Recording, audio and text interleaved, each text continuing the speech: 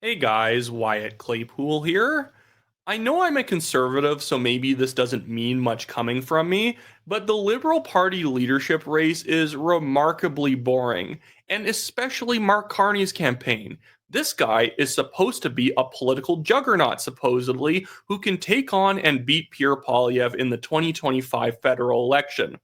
I think if people study the year 2025 in Canadian politics in the future, one of the major themes is going to be the skull crushing levels of hubris inside the Liberal Party to think that Mark Carney or Chrystia Freeland were good candidates. As I keep saying about them, these people are the personification of the color beige. Nobody cares about them. There is nobody who is genuinely excited about Mark Carney. You will sometimes see liberals accuse conservatives of only liking Pierre Poilievre out of hatred for Justin Trudeau, which I think is completely untrue. Poilievre genuinely has a following of people who really likes the way he thinks about politics, the way he talks, especially the way he deals with the media. But in fact, Mark Carney is someone that people only like inside the Liberal Party because of the sick fantasy that he is somehow going to be able to beat Pierre Poilievre in the 2025 federal election, despite the fact that whoever becomes the Liberal leader is going to be dragging the disgusting baggage of the Liberal Party. So, the thing I want to take you guys all through today is Mark Carney's remarkably boring campaign. I want to show you some stuff directly from his campaign, as well as other footage of Mark Carney throughout over the years, because I think it's telling of his actual skill as a politician. There's a good reason Mark Carney was not a politician until this year, because he sucks at it. He's not charismatic. In fact, Chrystia Freeland may be a far better liberal leader than Mark Carney could ever be, and Chrystia Freeland sucks. Did you see the video clip the other day when reporters are surrounding her and she's like twitchy and nervous? And you can tell that she has some social anxiety. And I feel bad for her. Like, obviously, I'd probably be like that with that many reporters around me. But she is still better than Mark Carney, who makes me think of toast buttered with margarine. Not even butter. He is not a butter man. Mark Carney is second rate on everything. I bet his favorite movie is Grease 2 or Caddyshack 2. He is not somebody who is allowed to like original films. He only likes crappy sequels. That is who Mark Carney is. But before I get into this chart of endorsements, guys, remember to like this video, subscribe to the channel. I am putting my body, mind, and soul on the line to cover this liberal leadership race because it is prestigiously boring and it is sucking my soul dry. Anyways, I'm being very hyperbolic there just for fun. But here are the current endorsements. We have Mark Carney sitting at 38 endorsements from Liberal MPs. He's not really even outpacing Chrystia Freeland by that much. She has 27, as well as the fact that she is an MP herself. So naturally, that has some weight in her local riding. Karina Gould has two endorsements plus herself. And then Chandra Arya, Jamie Batsey both only have themselves as their own endorsements, obviously. And then there's this Ruby Dahlia girl who's also jumped into the race. I heard that when she was an MP between like 2004 and 2011, she had like the lowest ratings between on from parliamentary staff as a person to work for. That I guess she was like a nightmare. She's like Amy Klobuchar throwing like textbooks at people and eating salad with a comb because you forgot her fork. Like not exactly a great person to be running for the leadership of a party that's currently dying. But if you're Mark Carney, you're supposed to be the juggernaut of this campaign. You should be tripling Chrystia Freeland in terms of endorsements. The thing I find most telling about the current endorsement map right now is not even who has how many. Is Carney leading or is Freeland leading? Carney is really not leading it by that much. I'd be embarrassed if I was him and I only had 11 extra more endorsements than Freeland, considering he has all of Team Trudeau behind him. Team Trudeau, Gerald Butts, Katie Telford are like threatening MPs to endorse him, and he still only has 11 more. The thing that's more interesting is think about how many MPs have not endorsed anyone, who are waiting to see what happens because they know Mark Carney is probably a completely weak horse. He is a dying mule being put into a horse race, and everyone's saying, well, isn't he so exciting? He's not. Liberal Party staffers all day long can keep posting photos with him wearing sunglasses and saying he's brat. He's still boring. He is nobody. And I'm going to keep repeating the word boring every time I talk about the liberal leadership race because that's all you can say. This headline here, this story is remarkable. And it's not remarkable, as some people think, because it's so ridiculous. It's remarkable because it's kind of true. Here is this story from National News Watch. Chrystia Freeland says she's running against the Ottawa establishment in Liberal leadership race. Freeland suggests Mark Carney is the top choice of the Prime Minister's office.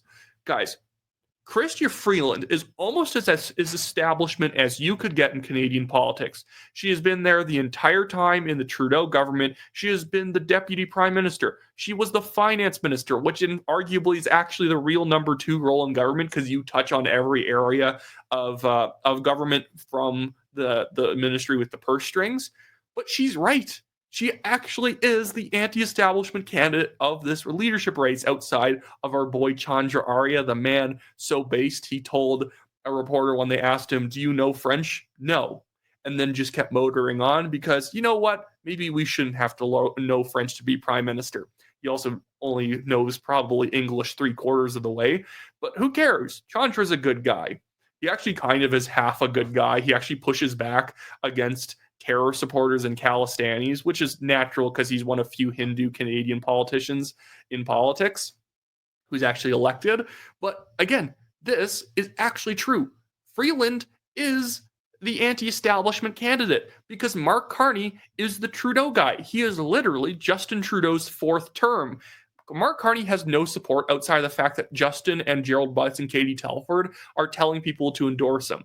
And now I want to show you some of these endorsements too, because Mark Carney's entire campaign is just these really shallow endorsements. This is Adam Van Coverden, who's like some sort of speed skater, kayaker. I don't know. He's some Olympic athlete who's in politics now.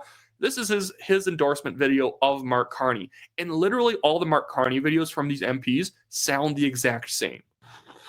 There's a lot going on right now. And more than ever, Canada needs leadership, a vision, and the expertise necessary to deal with threats and bullies from our friends in America and President Donald Trump. So that's why I'm endorsing my friend, Mark Carney, to be the next leader of the Liberal Party of Canada. And oh my goodness, don't show how short Mark Carney is.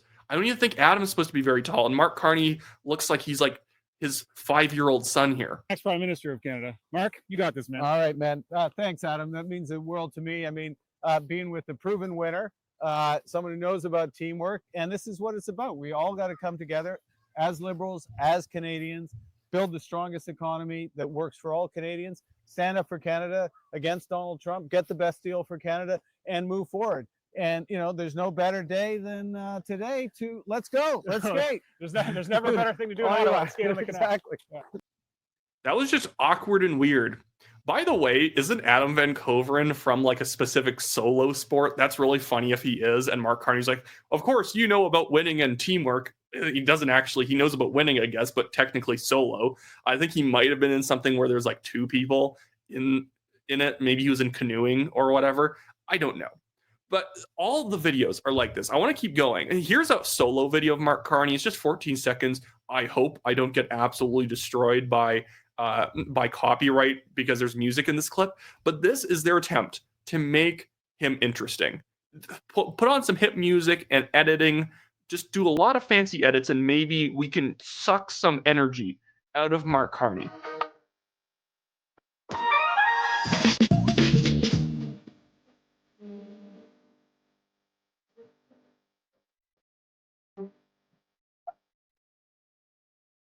Is it?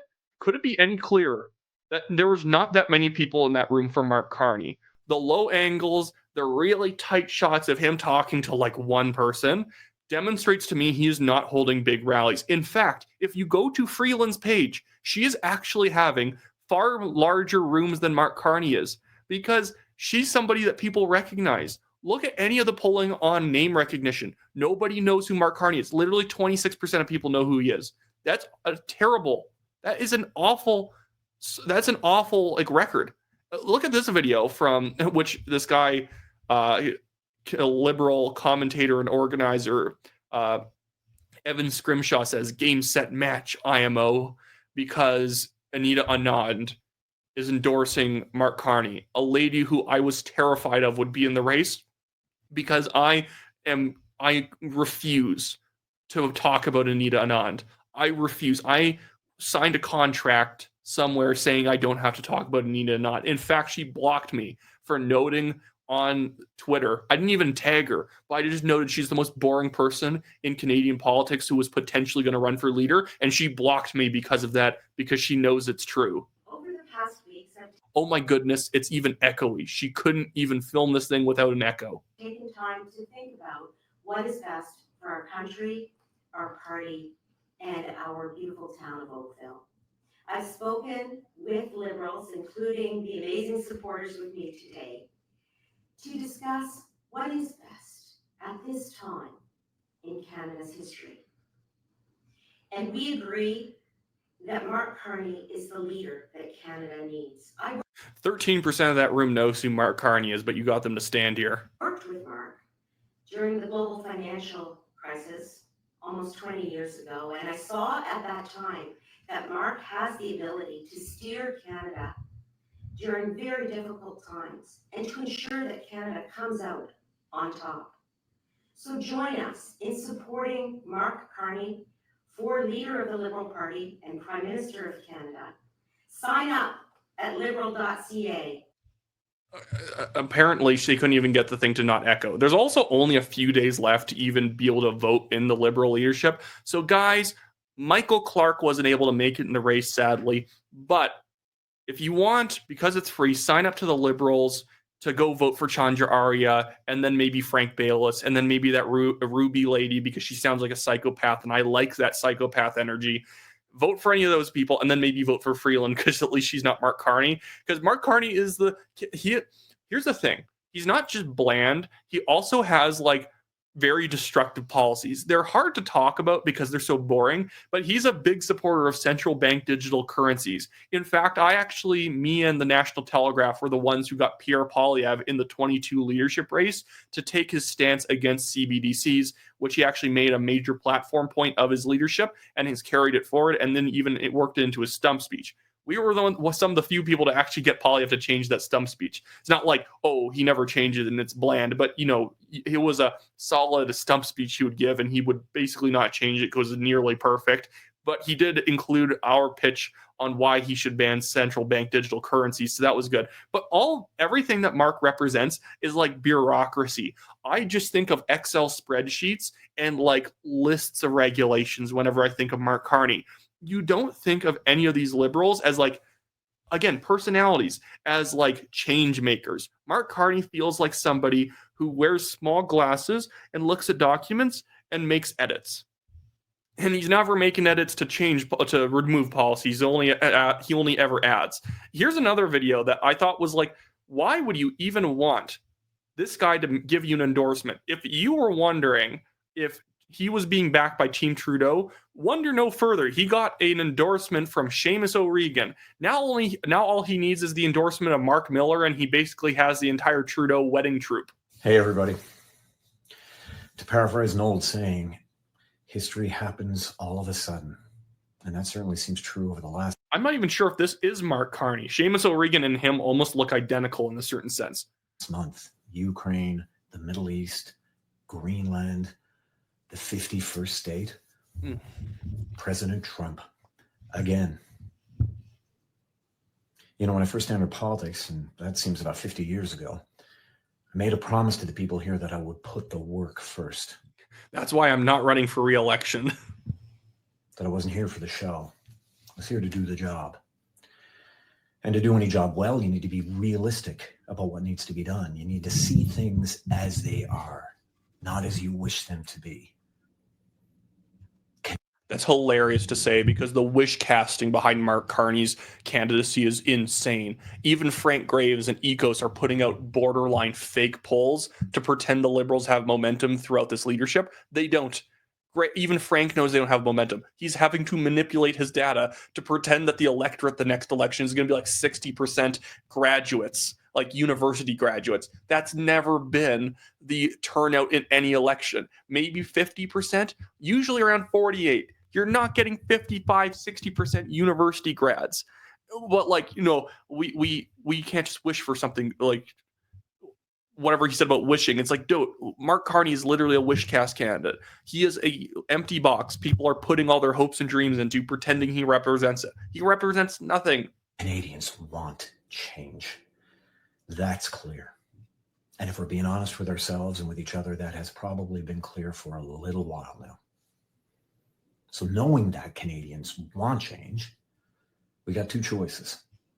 We can rationalize it, or we can be realistic about it. If we rationalize it, we'll go down the path of incrementalism. We will continue to try to deliver what we think is best and hope that we can convince enough Canadians to see things our way. If we're realistic about it, we'll deliver what they want. They want change. They want fresh ideas. They want a new message. They want a new voice. Our choice as Liberals is whether we want to see that. I'm forgetting if he's even endorsing Mark Carney here. If he says Mark Carney is the fresh new voice and he's change, I'm quitting. I'm quitting. Metaphorically, but I'm quitting. Our choice as Liberals is whether we give Canadians a choice in that change. There are hundreds of reasons why Mark Carney should be the next leader of the Liberal Party of Canada. Mark Carney is not fresh. He's as fresh as a Fig Newton. Mark Carney makes me think of Werther's Originals and like sweaters with pockets on them. And our next Prime Minister. He is experienced on the world stage. He is laser focused on the economy. This doesn't mean anything. I'm sorry, Seamus, but you have taken up too much of my time. This is nothing. This is things where he's sharing all these endorsements. Here's one that he actually did share. He did share that Seamus one too. I just only bookmarked specifically Seamus's post. But he's saying, "Thank you, Steve McKinnon. We're fortunate to have you on our team." This guy is the one who competes with Mark Garrettson on who can embarrass themselves more. Makes the most ridiculous possible attacks on the Conservatives. Steve McKinnon, Mark Garrettson, and Mark Holland are some of the worst possible Liberals, and I believe they're all currently backing. Mark Carney. I think Freeland might have gotten one of the three. I think she might have gotten Mark Holland, the guy who thinks that the carbon tax is good because it prevents kids from going on boring family road trips. But the funny thing about all this was that Chandra Arya was actually the MP, the Liberal Party leadership candidate, who got his paperwork in first, who got the money in first. There is a chance this man has been fundraising faster than Mark Carney and Freeland has. Because guess what? He's at least somebody. He's not boring. Even Frank Bayless. I would give Frank Bayless. Frank Bayless has a personality. Not a very exciting person, but you could have coffee with him and not be bored to tears. That guy can also speak French and English, and he's a business owner. They should probably make that guy the leader if they're smart. But Chandra Arya legitimately has more excitement on social media. It's ironic excitement. It's people like me calling him my boy because it's funny, but nobody is actually online talking about Mark Carney as a personality, as an actual human being. I'm going to bring this up quickly. This was Mark Carney at the WEF a couple years ago in 2019. Some people think it's this year. It was not this year. He's not there right now. He is obviously in Canada campaigning. But this is a clip from Rebel News interviewing him as they walk and talk. Considering that this is the way that he is dealing with hostile media, and although I like Rebel News, obviously for a Liberal, they would be considered hostile media. Do you think that this guy is going to be able to beat Pierre Poilievre when he is confronted by hostile media? This is before he's even running for anything. He has nothing to lose. He could say whatever he wants here. He could clown on Rebel News, be ironic, sarcastic, do anything. This is his only way of dealing with them asking him questions. I do lots of media. Friendly media. No, I do. No, God, no. The ones that are here invited. No, I'm doing no media at this one. Can we sit down and I'll make a time with you and answer some actual tough questions? You can make a request for a meeting, and so you can deny it. They go over this. Maybe you guys should go look up the video. But I've seen Mark Carney talking to hostile media. He sucks at it. He mostly just dismisses them. There's a reason that him and Freeland both banned independent media that they did not vet from entering their leadership announcements because they are so slow on their feet. Again, Freeland, the lady who's twitching around, she brings more energy to the table than Mark Carney does. It's actually incredible. Can I get the video here?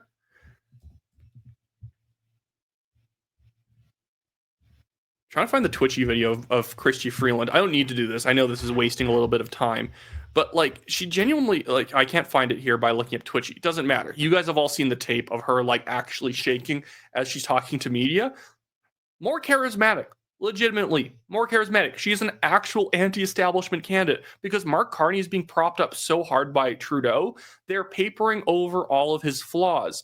If he becomes the new leader and prime minister, and by the way, thanks Doug Ford, but there's not going to be an election probably until October because Doug Ford, by having a provincial election a year and a half early, has just given Jagmeet Singh and the NDP the perfect excuse to say, oh, there's voter fatigue right now in October. Or in Ontario, we need to wait a few more months for this election. He's given Jagmeet a great excuse to wait, but regardless of when the election happens, the Liberals, by putting so much artificial energy into Carney by the Trudeau camp, having all of his rough exterior, his very difficult to kind of listen to manner, he's boring. He makes me think of Niles Crane when he's talking, but not in the fun way.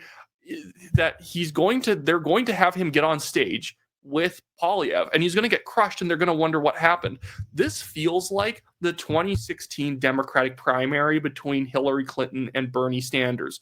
Oddly enough, Bernie Sanders is Chrystia Freeland, but Mark Carney is Hillary Clinton.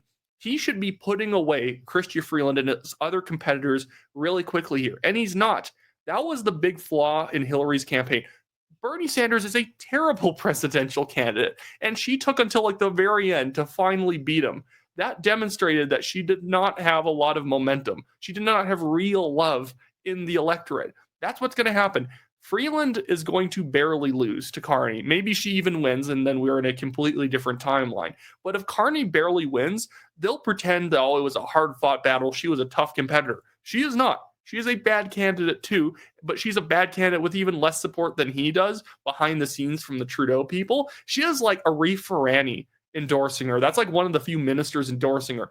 Ahmed Hussein, horrible endorsements. But she is going to almost win, and they're not going to realize that, wow, that's bad, that Mark Carney couldn't beat Twitchy. That's a bit of a problem. Mark Carney has literally nowhere to grow. Again, the Liberal government's approval rating is only 2 points higher than Trudeau's approval rating. He's at 21%, they're at 23%.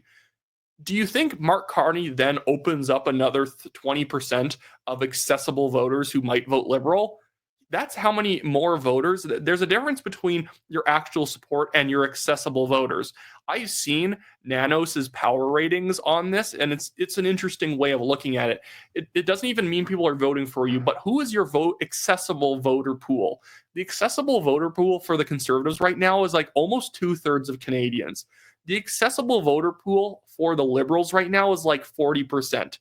And that doesn't mean you're getting all those people. That just means somebody who might even consider voting for you. They're going to try and beat Poilievre with like a full third of people less even considering voting for them. And when you're that far behind and being considered, you're not winning. You're not going to somehow convince all the people on the fence to suddenly jump on your side.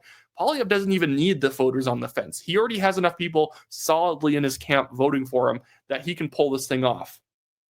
Anyways, so that should be it for me today, guys. One quick plug. If you live in Ontario, I would have you consider voting for the New Blue Party of Ontario in this provincial election. Doug Ford's PCs are literally indistinguishable from the Liberals in Ontario. Doug Ford and Bonnie Crombie and Trudeau could not be picked out of a lineup in terms of their policy. So I don't want you to just consider voting for the New Blue Party. Consider running for them. I'm going to link their website down in the description below, as well as pinned at the top of the comments. But other than that, guys, make sure to like this video, subscribe to the channel, trying to get to 100,000 subscribers by mid-December. And other than that, see you guys later.